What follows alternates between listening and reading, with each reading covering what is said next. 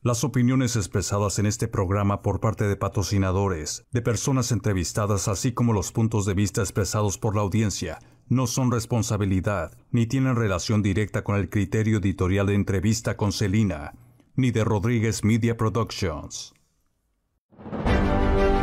Bienvenido a esta nueva edición de Entrevista con Celina. Este espacio creado especialmente para ti, respondiendo a tus necesidades dentro de esta nueva forma de vida. Entrevista con Celina. ¿Qué tal? ¿Cómo estás? Muy buenas noches. Bienvenido a Entrevista con Celina. Bienvenida a Entrevista con Celina.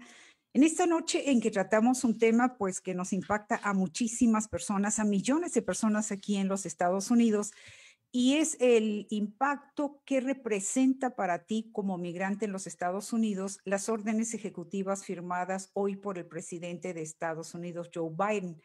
Y para hablar de este tema, me da muchísimo gusto presentarles a ustedes a Ariel Ruiz. Él es analista de políticas públicas del Instituto de Políticas Migratorias. ¿Qué tal, Ariel? Muchas gracias por tu primera presencia aquí en Entrevista con Celina. Nos da muchísimo gusto recibirte hoy. Muchas gracias por la invitación. Gracias. Ariel, primeramente, si nos resumes las principales acciones ejecutivas que realizó y que firmó hoy el presidente Joe Biden como parte de pues estas acciones que hemos visto muy dinámicas en sus primeras 2 semanas al frente de este país. Claro. De hecho, son más de las tres que mencionamos, pero sí, las primeras tres que recientemente han pasado. La primera se trata de ayudar a la gente en Estados Unidos a tener un mejor acceso a más recursos para que puedan tener recursos y ajustar su estatus legal. Quizás esa sería la que tiene el impacto más importante para los inmigrantes ya en Estados Unidos. La segunda orden o el segundo decreto que me parece muy interesante porque puede tener mucho impacto no solamente en Estados Unidos, pero también en la región, se trata sobre cuáles serían las avenidas o las posibilidades para poder no solamente evaluar, pero también cancelar y poner o reemplazar la estructura de las políticas migratorias en la frontera con México y Estados Unidos. Nos referimos no solamente a las personas que están esperando en México para poder solicitar asilo en Estados Unidos, pero también para las que pueden llegar en el futuro y cómo poder establecer un mejor mecanismo más transparente y más eficaz para que puedan hacerlo de buena manera. La tercera acción, o bueno, la tercera orden que se dio fue sobre establecer una comité para reunificar a las familias o reunificar a los menores que fueron separados de sus padres con sus padres, ya sea en Estados Unidos, si es que los padres están aquí, o si no, en Centroamérica. Sabemos que casi 600 menores, de hecho fue el último estimado que tenemos, 600 menores son los que todavía no han sido reunificados con sus padres. Recordamos que este programa que separaron a las familias bajo el presidente Trump casi separó a 1,000 o 2,000 personas, y entonces estamos hablando de un número muy importante de menores todavía. Claro, no, el impacto es que son sumamente importantes estas 3 acciones ejecutivas, entre otras que se ha hablado, pero la firma de estas primeras 3 acciones ejecutivas, estamos hablando, Ariel, de que representa pues un trabajo monumental, va a ser un trabajo que va a requerir meses el ejecutarlo, ¿no? Porque se tiene que ver la forma como se realiza. Ahora, a nivel del punto de vista de procedimientos legales, de procedimientos que se tengan que implementar para que se realice el llevar a cabo estas acciones ejecutivas, ¿en qué consisten? Porque ojalá y que fuera decir ya lo firmo y sale todo rápido, ¿no? Es un trabajo tremendo. En realidad, lo que podemos entender de estos decretos es que más bien es una visión al futuro del presidente Biden para que su equipo y las agencias en Estados Unidos empiecen a trabajar y evaluar los programas que tienen que hacer. En realidad, como bien lo mencionamos, tenemos que entender que esto va a ser un impacto, o para que puedan afectar a un agente individual en la comunidad, todavía va a durar meses. Por ejemplo, para la carga pública que sabemos que impuso el presidente Trump, todavía va a tomar meses para poder entender cómo se puede deshacer de una manera gradual, pero también cuáles pueden ser los efectos para aquellas personas aquí. Entonces, es solamente una visión, en realidad. Es más bien entender qué es lo que pueden hacer y dar la dirección y las instrucciones a sus equipos y sus agencias para que empiecen a evaluar el proceso de lo que se tiene que llevar a cabo.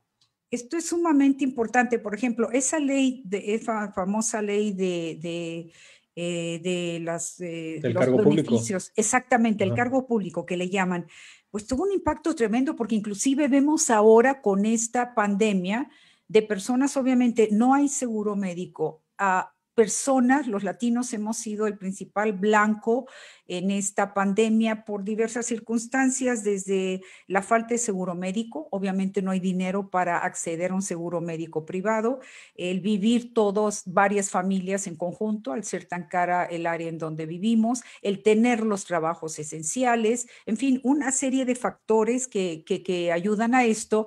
Pero si a esto le agregamos, o sea, cómo personas no acudieron a recibir la atención médica que requerían, llegaban a los hospitales ya cuando estaba muy avanzado el COVID en su sistema y murieron. O sea, las repercusiones han sido sumamente fuertes, Ariel. Así es, y especialmente para las personas que tienen todo el derecho a tener acceso a estos tipos de medicamentos y de aseguranza. Lo Claro, que en realidad la carga pública hizo es que la comunidad que aquellas personas que pensaban que pudieran ajustar su estatus en el futuro tenían miedo de que sí. si se accesaban a un tipo de servicio después no podrían ajustar su estatus, cuando en realidad lo que entendemos y sabemos que sucede en la comunidad es que aquellas personas que tienen derecho al seguro médico o a otros servicios lo pudieran haber hecho, pero muchas personas tenían miedo de hacerlo, aun cuando sus hijos quizás Sí. son ciudadanos estadounidenses y tienen todo el derecho a acceder a este tipo de servicios y programas. Entonces, esperemos que con esta orden y todavía no, la regla todavía sigue, Claro. pero la instrucción del presidente Biden fue reevaluar cómo se puede empezar a cancelar o gradualmente terminar el tipo de la regla para así que no pueda seguir adelante, pero como mencioné, es una visión y pienso que es un buen primer paso. Sí, no, no, definitivamente. Ahora, para nuestros amigos que acaben de sintonizarnos, estoy hablando con Ariel Ruiz. Él es analista de políticas públicas del Instituto de Políticas Migratorias. El tema de hoy es la firma de 3 órdenes ejecutivas del presidente Joe Biden en relación con el aspecto migratorio. Ariel, algo muy importante, o sea, esta política de beneficios públicos, ¿verdad? Que tanto temor causó. Si nos puedes decir actualmente qué áreas son las que implica. Esto va a cambiar, pero requiere meses, como ya lo señalaste, pero hasta ahorita, ¿qué áreas implica para que nuestra comunidad que nos está viendo sepa específicamente en qué áreas se está moviendo? Bueno, pues la regla lo que buscaba hacer es limitar el acceso de personas que son indocumentadas en el país, Ujú. pero quisieran en un momento futuro a ajustar su estatus. Y lo que hacía la regla es les negaría a las personas tener una green card, una residencia permanente legal, si es que antes, empezando de cuando fue implementada la regla, habían accedido, por ejemplo, a programas como de estampillas de comer, programas de seguro médico en ciertos casos y también acceso, por ejemplo, a cosas como ayuda financiera cuando una persona está con desempleo.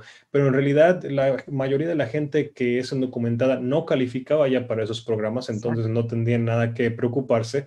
Y lo que vemos es que quizás aquellas personas que tendrían alguna posibilidad para sus hijos, por ejemplo, que sus hijos adquirieran acceso a estampillas de comida, muchas veces los padres lo que pensaban es que si por sus hijos o por llegar a tomar este tipo de servicio, se les podía de alguna manera perjudicar en el futuro.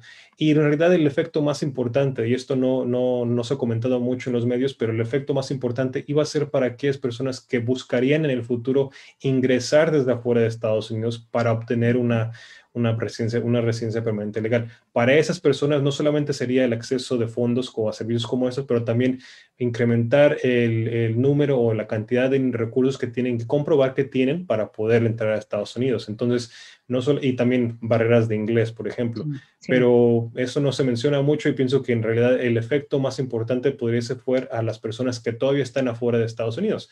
Para los que están adentro, aquí en Estados Unidos, muchas de las personas que son documentadas ya no tienen acceso a los programas y entonces por eso no podrían de todos modos tener ese tipo de servicios.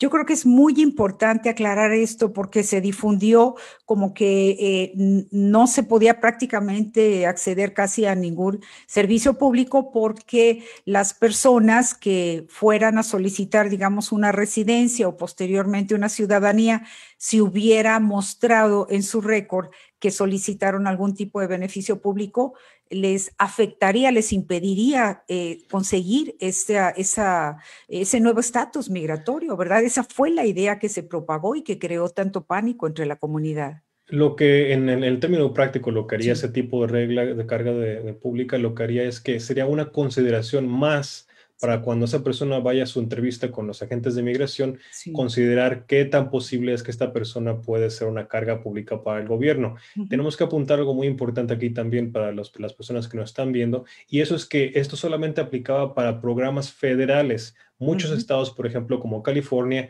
también tienen programas estatales de ayuda para los migrantes y de hecho muchos indocumentados sí califican para esos grupos, para esos tipos de programas y eso no les afectaría a ellos. Pero el resultado claro fue que si las personas o la comunidad inmigrante en Estados Unidos pensaba que cualquier programa les podía afectar su futuro oportunidad para cambiar su estatus, no accedían a ningún programa, aun cuando tenían acceso y derecho a hacerlo. Entonces es muy importante que quede claro esta noche que mientras que va a tomar meses el realizar una forma de trabajo para dar marcha atrás a esa prohibición de recibir beneficios públicos que impuso el gobierno del presidente Trump, es importante que la comunidad, los amigos que nos están viendo esta noche, que no tienen sus documentos migratorios, puedan acceder a recibir los beneficios públicos que necesitan, como por ejemplo locales, como por ejemplo bancos de comida, a Claro. clínicas comunitarias en donde los pueden ver los doctores, recibir su examen de COVID, Así su es. vacuna de COVID. Eso es bien importante en estos tiempos, ¿no crees, Ariel? Claro que sí, especialmente Sí, con la pandemia.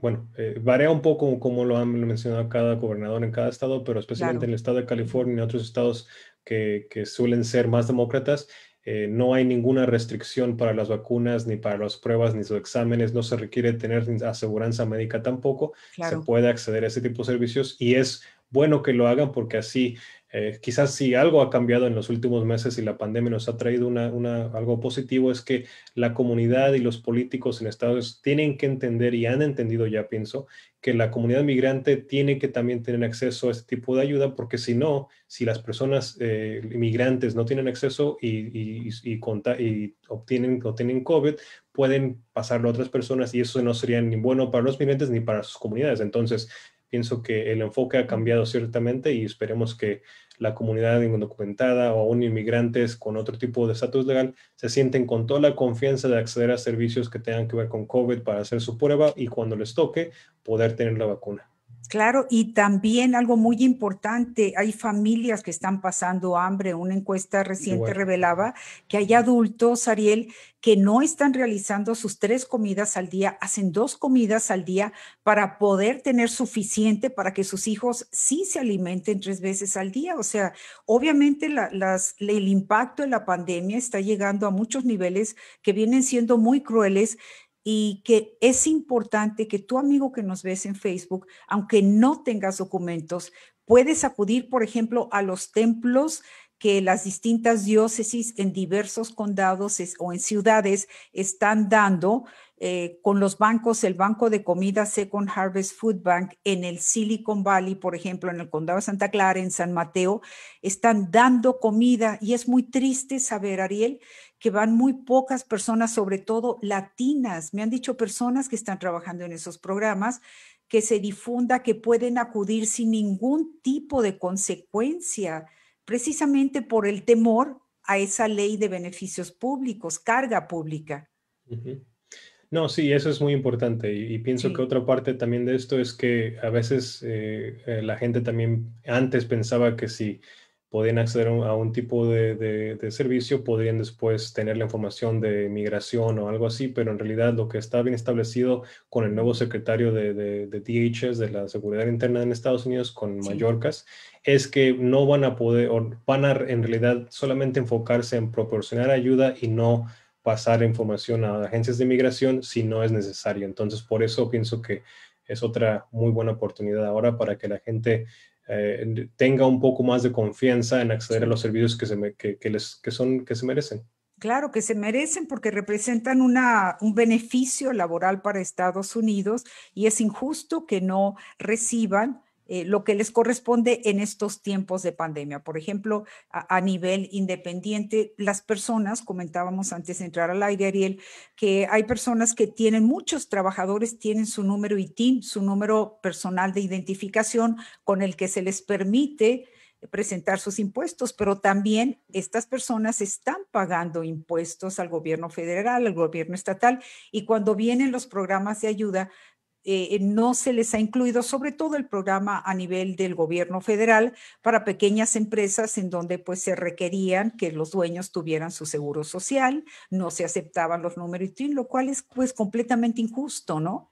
Claro, pero y en este punto pienso que sí vamos a ver cambios un poco más a corto plazo. La Casa, especialmente en el Congreso, la Cámara Baja, la Casa de Representantes, ya también está proponiendo propuestas para que puedan haber ayuda para las personas que aún no tengan un estatus legal. Si tienen un ITIN, pueden también acceder a todo tipo de servicios. Todavía falta un poco de ver cómo va a ser la respuesta republicana en el Senado en particular, pero pienso que con el presidente en la Casa Blanca, con la mayoría de demócratas en la Casa de Representantes y con un balance un poco más corto, pero favorable a los demócratas en el Senado, pienso que sí va a haber un cambio más en los meses que vienen, especialmente para personas que no han recibido o poder recibir ayuda para que tengan un alivio de COVID. Hablamos con Ariel Ruiz, él es analista de políticas públicas del Instituto de Políticas Migratorias. Estamos hablando de las 3 órdenes ejecutivas que firmó en materia de inmigración el presidente Joe Biden el día de hoy, 3 de febrero.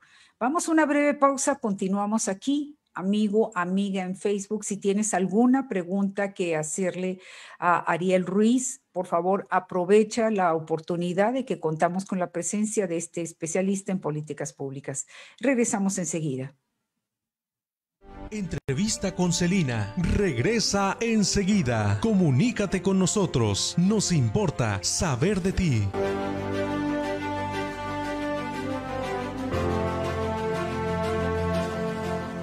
Aumenta tus expectativas y tus logros. Tú puedes alcanzar tu mayor potencial. En Alpha Public Schools te educamos con el apoyo que necesitas, brindándote hábitos de liderazgo y preparándote para la universidad. Inscripciones abiertas. Llama a Nelly Gutiérrez 408-455-6355. Alpha Public Schools, las escuelas que entienden a nuestra comunidad.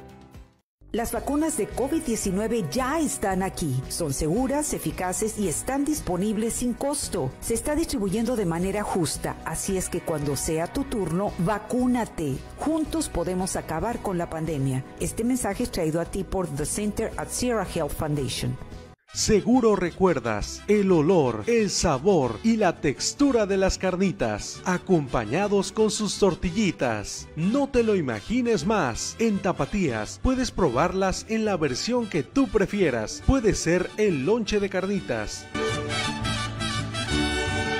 los tacos de carnitas, las quesadillas de carnitas o el taco rayo de carnitas. Además, tenemos a la venta carnitas por libra. Pide todas las libras que alcancen para todos e invita a todos a disfrutar de su sabor. Si vienes a Tapatías, no puedes irte sin probar uno de los mejores y más tradicionales platillos mexicanos, las carnitas. Te esperamos en 2003 Story Road, Unit 100, San José, California. Teléfono 408-618-8958.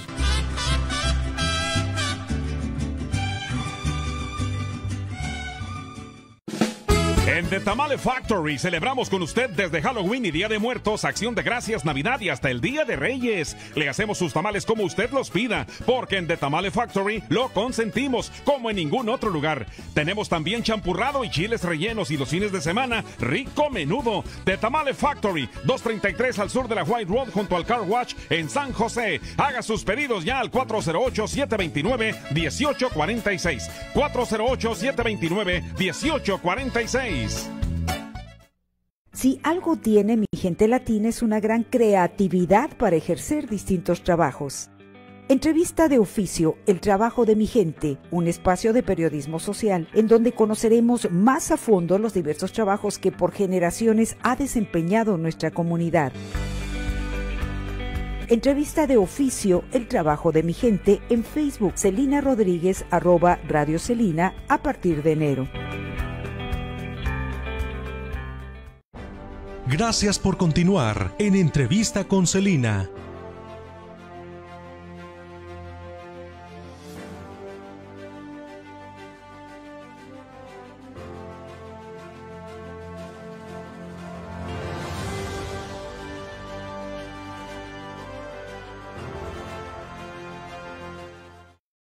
Qué bueno que sigues con nosotros. Esta noche estamos hablando con Ariel Ruiz.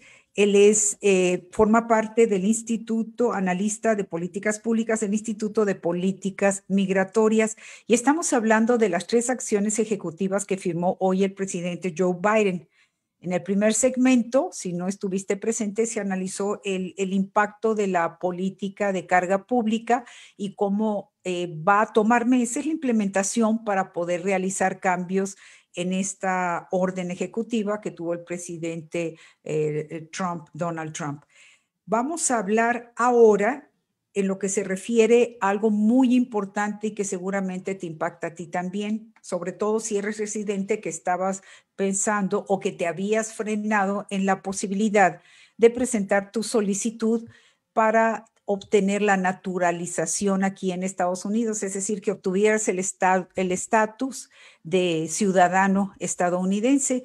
Y Ariel, vimos cómo se endureció la política tremendo. Se pretendía, creo que es a partir de este año, ¿verdad? Por ejemplo, aumentar la cuota de solicitud para la ciudadanía hubiera subido a más de $1,000, ¿no? Si mal no recuerdo. No recuerdo muy bien la cifra, pero sí sería un precio más caro por cientos de dólares, y lo que pasaría entonces es que una persona antes de o para presentar su examen de ciudadanía tendría que pagar más, y también tendría que ser expuesta a diferente tipo de condiciones. Lo que sucedía antes de que el presidente Trump impuso este tipo de cambio fue que una persona también podría tener o pedir que se le diera una excepción a pagar menos o a no pagar por su examen.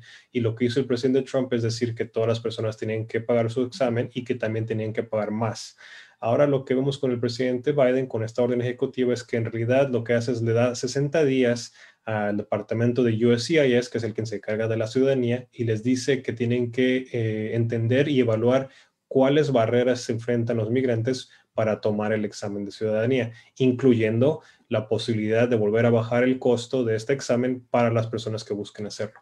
Entonces, sabemos que hay muchas personas que son, por ejemplo, tienen una green card, tienen una mica o un estatus permanente legal, pero no se hacen ciudadanos por muchas razones, y una de ellas es no tener los fondos necesarios para hacerlo. La segunda, obviamente, es el español o el inglés, pero esto ojalá les abra más las puertas a las personas que lo pueden hacer.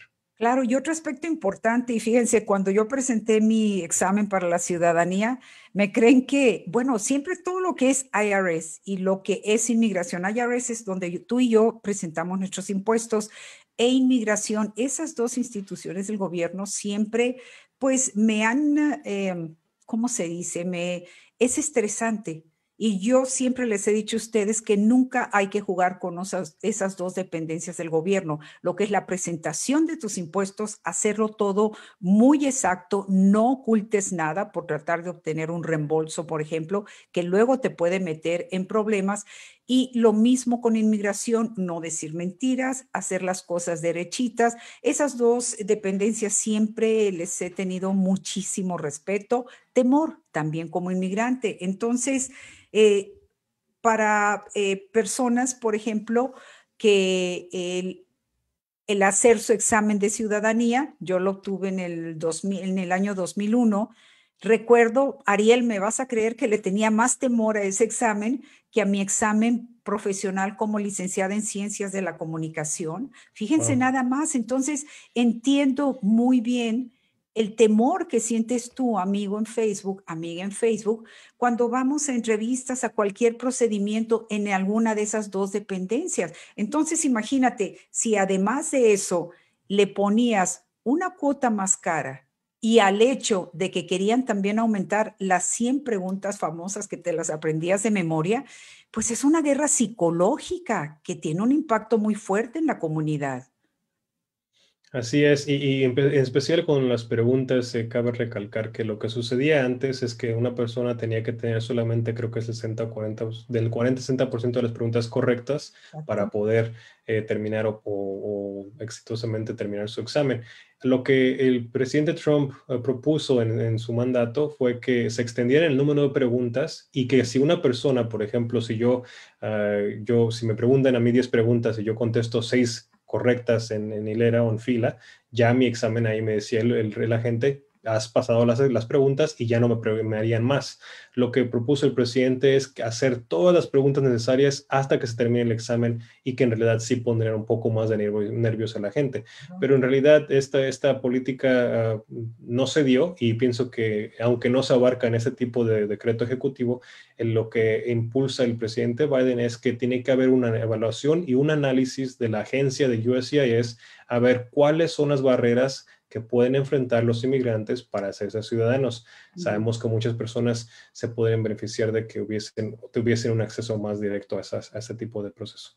Es un cambio total en la forma de acceder la ciudadanía, ¿verdad? Es decir, de acceder cualquier tipo de proceso migratorio. Es un cambio de política de la noche al día, Ariel.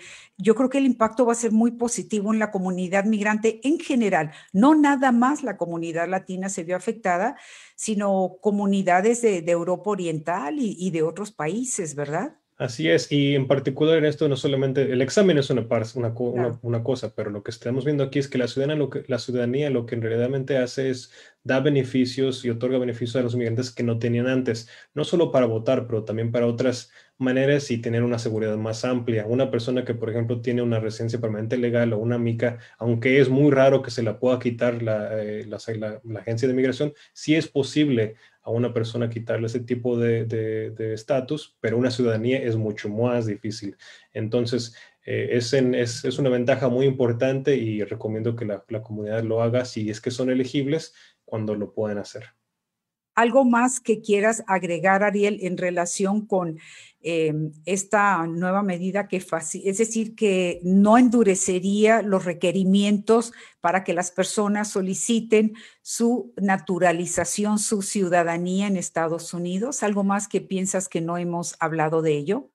Quizás solamente brevemente Sí. comentar que, aunque no estuvo incluido en esta orden todavía, el presidente Biden durante su campaña también prometió que iba a aumentar los recursos para la sociedad civil, para trabajar con ellos, con los inmigrantes. Sabemos que muchos inmigrantes, el primer punto para ellos para acceder a un tipo de recursos son organizaciones de la sociedad civil. Entonces, lo que esperamos ver en el futuro, ojalá, es que el presidente Biden haga una conexión más amplia y más fuerte con recursos para estas organizaciones que son las primeras que ayudan a los inmigrantes. Los inmigrantes muchas veces no se tienen la confianza o no saben cómo accesar directamente los recursos del gobierno y siempre usualmente van con una agencia local y esas agencias no tienen todavía la capacidad para hacerlo, pero esperemos que lo haga y lo prometa como lo prometió el presidente. Sí, hay la confianza de la comunidad en esas agencias. Por ejemplo, está Caridades Católicas, que cuando el Así es. gobernador Gavin Newsom otorgó, creo que su primer partida fueron de $125 millones para las personas impactadas por el COVID, independientemente de su situación migratoria, pues hizo una gran labor Caridades Católicas. Por ejemplo, aquí en el área de la Bahía recibían cientos de llamadas todos los días y lograron dar atención a las personas. Otro ejemplo, cuando tuvimos el censo, que yo recalco, no sé qué validez tenga el censo cuando hubo ese ambiente espantoso de que se quería poner, tú recordarás seguramente esa pregunta de ciudadanía, ¿verdad? Que espantó a mucha gente, que se logró que no se incluyera en el censo. Y segundo, además del ambiente anti-inmigrante que dio mucha desconfianza a las personas para participar, y para rematar, nos llega el COVID, que fue retrasando las distintas etapas iniciales del censo.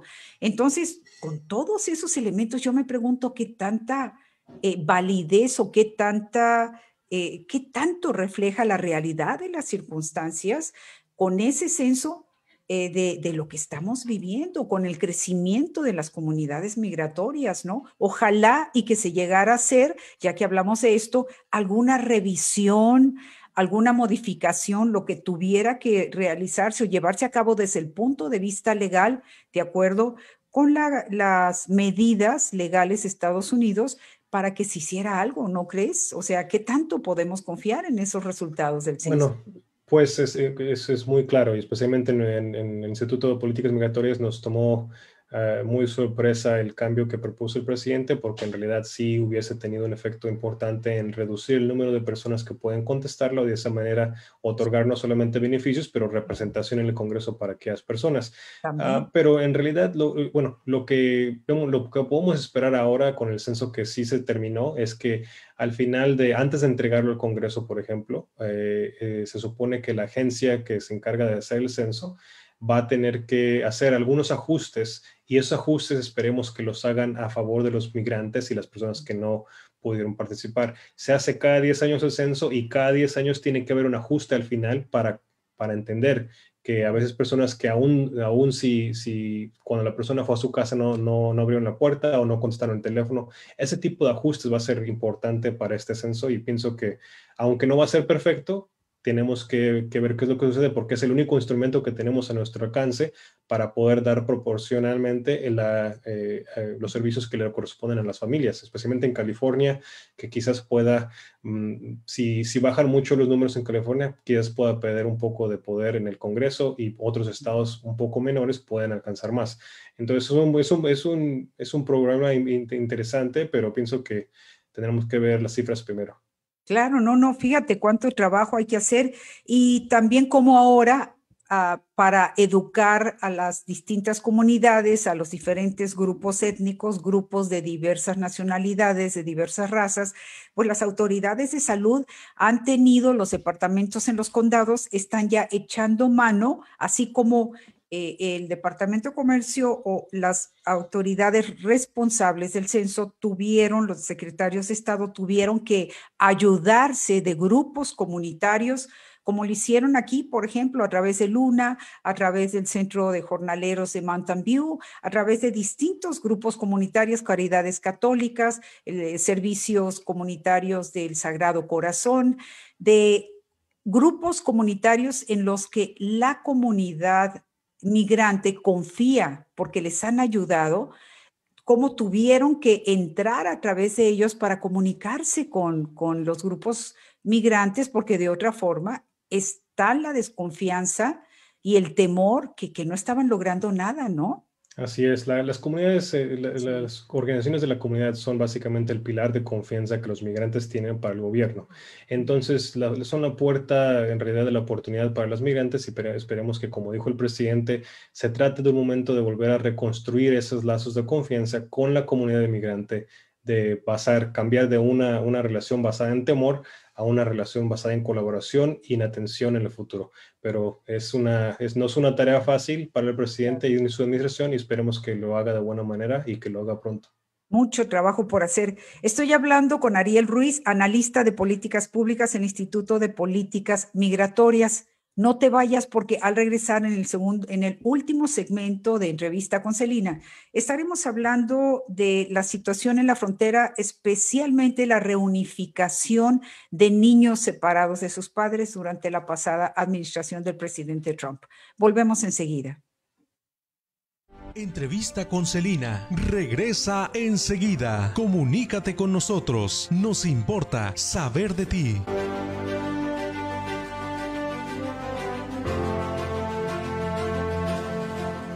En el condado de Santa Clara hay 600 menores separados temporalmente de sus padres por vivir en condiciones inseguras.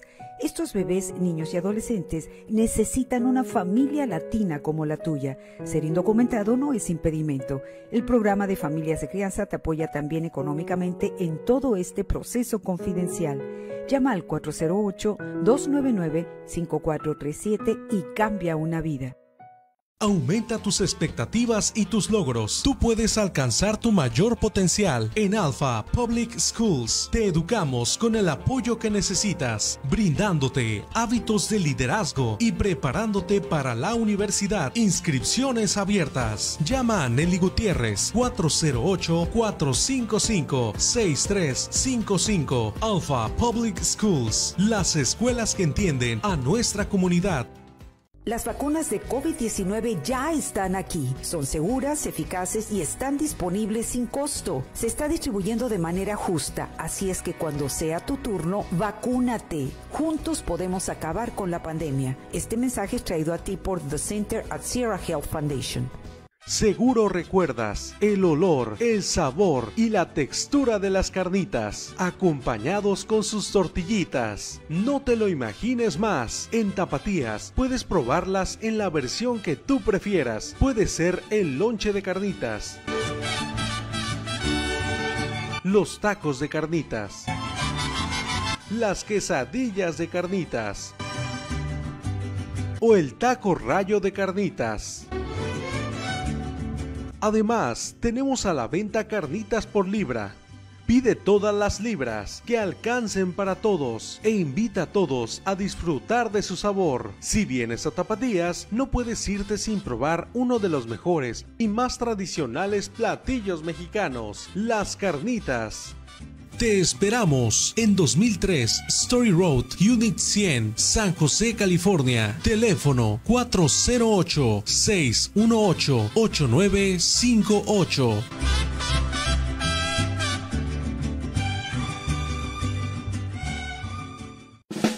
En The Tamale Factory celebramos con usted desde Halloween y Día de Muertos, Acción de Gracias, Navidad y hasta el Día de Reyes. Le hacemos sus tamales como usted los pida, porque en The Tamale Factory lo consentimos como en ningún otro lugar. Tenemos también champurrado y chiles rellenos y los fines de semana, rico menudo. The Tamale Factory, 233 al sur de la White Road junto al Car Wash en San José. Haga sus pedidos ya al 408-729-1846. 408-729-1846. Si algo tiene mi gente latina es una gran creatividad para ejercer distintos trabajos. Entrevista de oficio, el trabajo de mi gente, un espacio de periodismo social en donde conoceremos más a fondo los diversos trabajos que por generaciones ha desempeñado nuestra comunidad. Entrevista de oficio, el trabajo de mi gente en Facebook, Celina Rodríguez, @Radio Celina, a partir de enero. Gracias por continuar en Entrevista con Celina.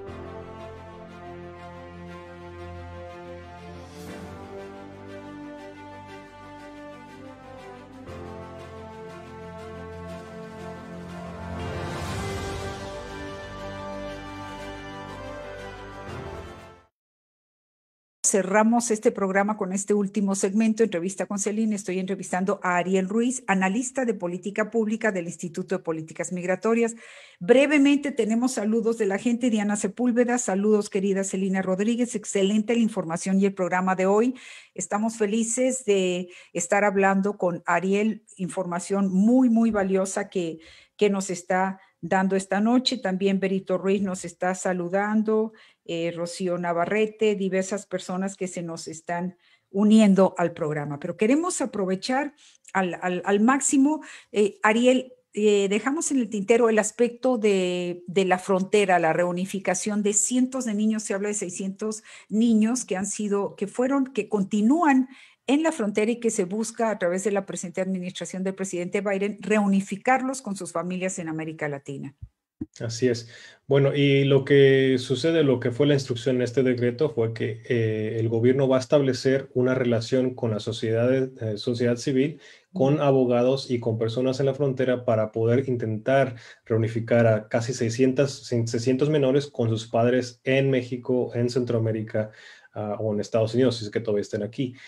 La realidad va a ser, lo importante de esto es que antes, el año pasado, se creó una comité de organizaciones que pudiesen voluntariamente con abogados conectar a sus menores, pero la realidad la tarea es muy difícil porque ellos no tenían acceso a las agencias del gobierno, por ejemplo, para que les dieran los nombres o las direcciones, los teléfonos de las personas y los padres que son ahora.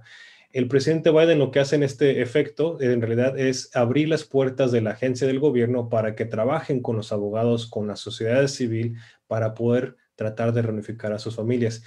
No va a ser simple el proceso, en realidad. Esperemos que sea pronto, pero 600 niños menores que tienen ya más de un año separados de sus padres van a enfrentar no solamente un trauma psicológico, pero también muchas otras oportunidades o muchos otros retos para ellos. Y lo importante en este caso también es, bueno, la otra parte de importante en este caso es que los padres quizás, aun si se tiene la información de ellos, algunos de ellos no quieren ser encontrados porque tienen inseguridad en sus países, porque no regresaron a sus casas.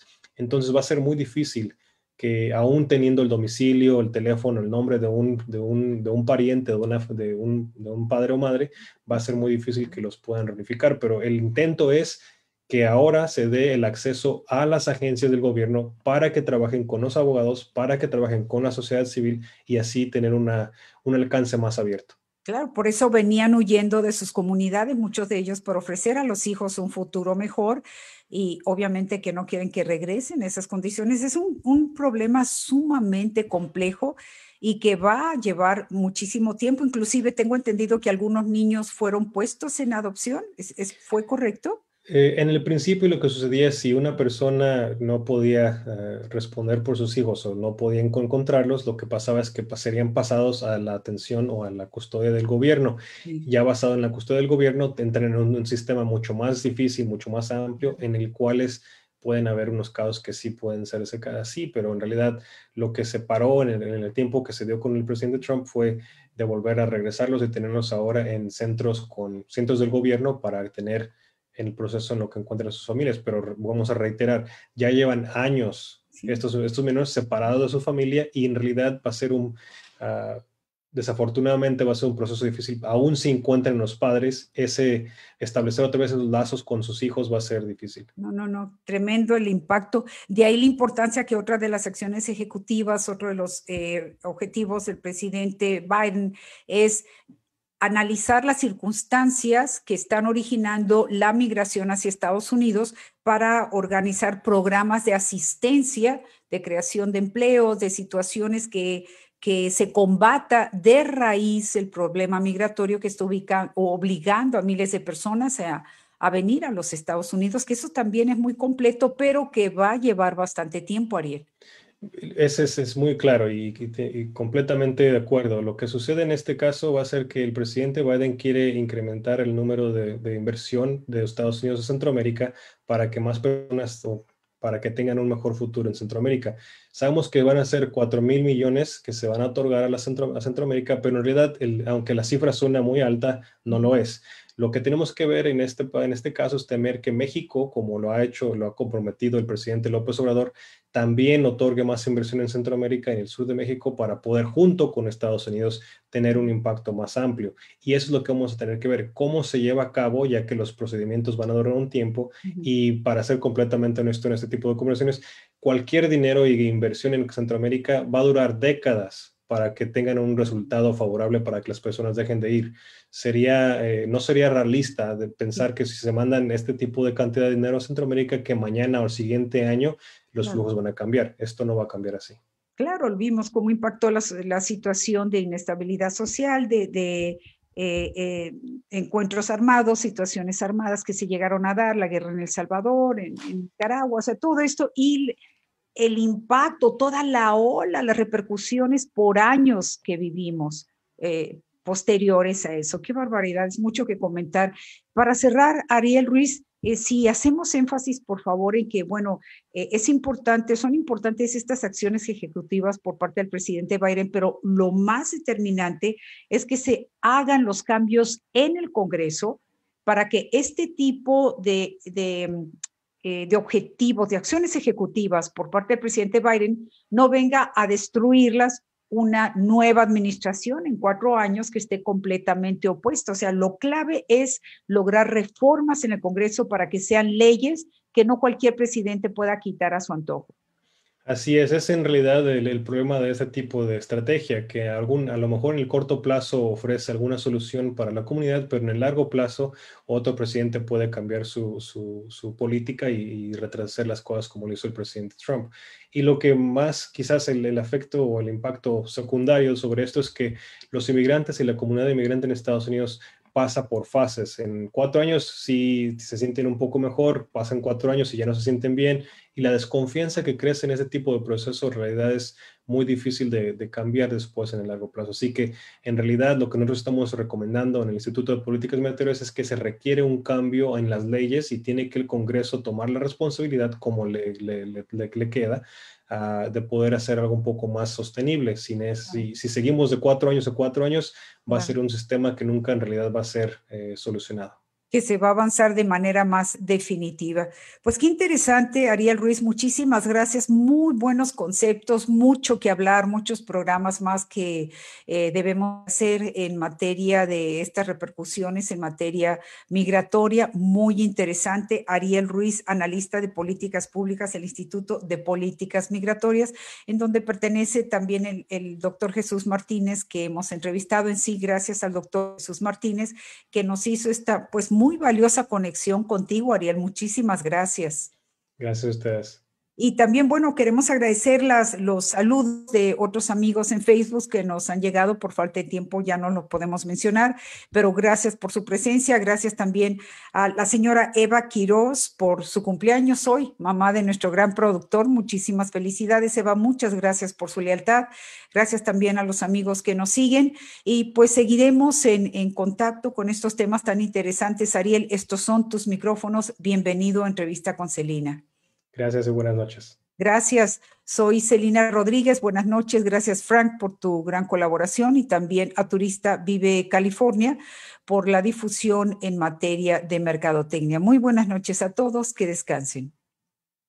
Opiniones expresadas en este programa por parte de patrocinadores, de personas entrevistadas, así como los puntos de vista expresados por la audiencia, no son responsabilidad ni tienen relación directa con el criterio editorial de Entrevista con Celina, ni de Rodríguez Media Productions. Gracias por acompañarnos en Entrevista con Celina. Estamos aquí para ti todos los lunes, miércoles y viernes a las 8 de la noche. Una producción de Rodríguez Media Productions a través de Facebook, Celina Rodríguez @Radio Celina.